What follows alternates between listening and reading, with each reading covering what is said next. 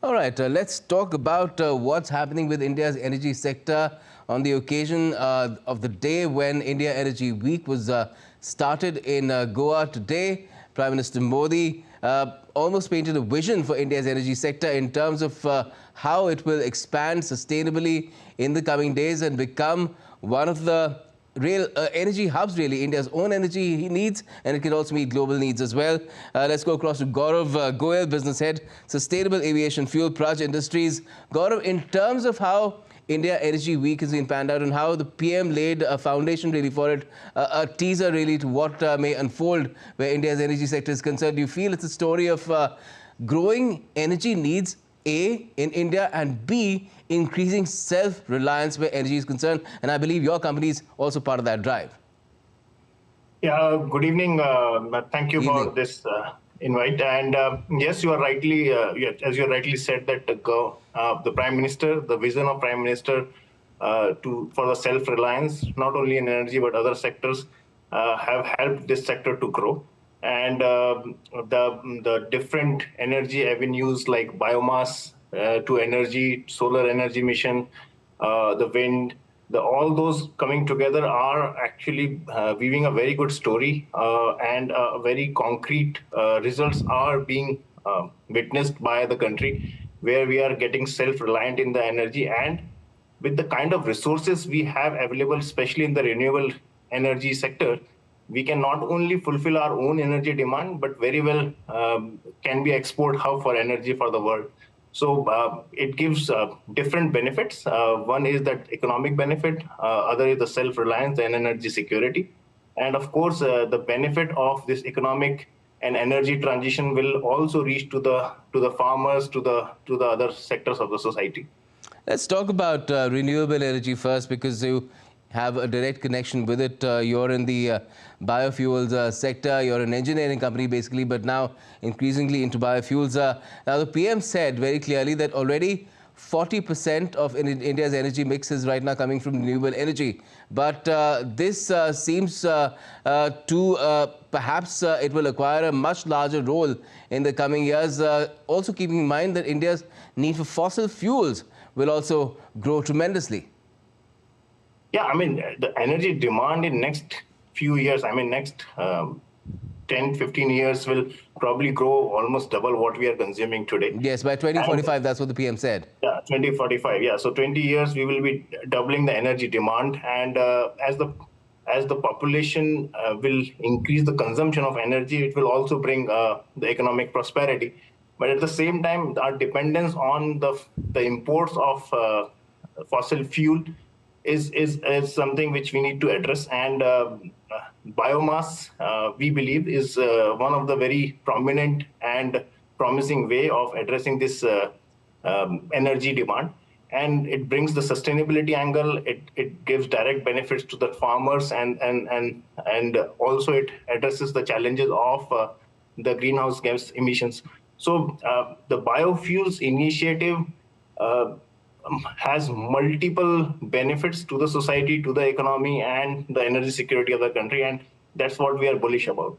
Yes, and I think people in the markets are also bullish about your company. It went up 7.5% in trade today, I believe. But let's also talk about solar energy as well.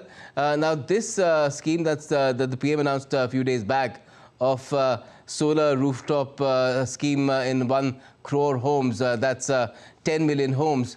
To what extent do you think will it contribute in similar schemes, path-breaking schemes like these, in terms of taking and meeting India's energy needs through the sun? Yeah, so I mean, sun is the ultimate source of energy, and I think it's a very ambitious and very apt target to have.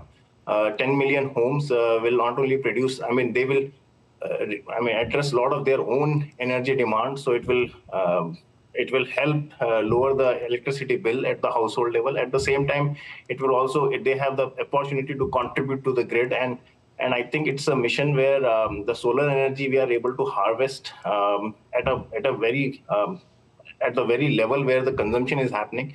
So it's a distributed model of harnessing energy, and it has its great benefits again to the society and to the environment, and of course to the economy. Yes, and he talked about the Global Biofuel Alliance as well, how 22 countries have already come on board, and other international institutions, 12 of them.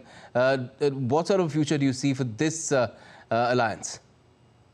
So I think there is great deal of possibilities with this alliance, especially when it comes to the global consensus on how the global biofuel policy should be driven. And India has taken, I mean, in last few years, has taken lead in defining this policy framework and promoting this sector. And we can also help other countries where the biomass availability is in abundance, and they can help this transition from the fossil fuel based energy to more renewable and more environmental friendly energy. And I think GBA is a great platform where it can bring these countries together and match the demand and supply gap in the renewable energy space. Yes, the PM says it's a $500 billion business opportunity really in the coming days. And he put out some big numbers, headline-making numbers in the case of India's energy transition, where gas, to get from 6% right now in the energy mix to 15% requires $67 billion of investments. And he's saying it's he indicated that it's in the pipeline, and he also said that we will increase our refining capacity massively as well in the next 6 or 7 years, almost increasing it by 80% from about 250 million metric tons per annum to 450, I believe, million metric tons per annum. Yes, and I think that is something which bodes well with our Atmanirbhar Bharat mission. The self-reliance is something which we are striving for as a country, and these numbers are very achievable in my opinion. And if we play it right, we can meet our energy demand. And of course, in the future, there is a large amount of possibility to export energy from India, and especially the green energy from India. Mm-hmm. And last of all, let's also talk about the green hydrogen mission, because that is something that has been an increased focus really of the government. How is that progressing? So I think green hydrogen, government has brought some policies, and as we move forward, these policies are unfolding, and there is a great potential when it comes to hydrogen, especially the sectors which are hard to abate sectors, which will need green hydrogen in large quantities to make it possible for them to transition from their traditional source of energy to the greener sources of energy. So it's a need of the hour, and yes, there are technological advancements which are happening and which are helping this dream to be achieved. However, it is unfolding, and we will have to wait and watch how it helps and it grows in India and across the world. And the PM also said that India remains committed to its net zero goal of 2070, despite the fact that India's energy needs are going to balloon in the coming years, doubling by 2045. So do you feel that this is something that will stay the course in terms of 2070? We will be able to stick to 2070? I think it's possible, and it's the need. So there is no second opinion about it, that the whole world needs to make efforts to achieve these sustainable targets, because the planet we live in, it's a responsibility. And I think the steps the government of India is taking, the Prime Minister's mission, are very much aligned to this target and this goal. And the industry and the government can work together to achieve this target. Sounds wonderful. All the best for your company and the way that India's energy transition is going and increasing energy needs. Let's hope that we find the resources to make sure that India's progress gets all the fuel and energy it needs. Thanks a lot for joining us for this evening. Well, the race for the 2024 US presidential elections is heating up as the Democratic and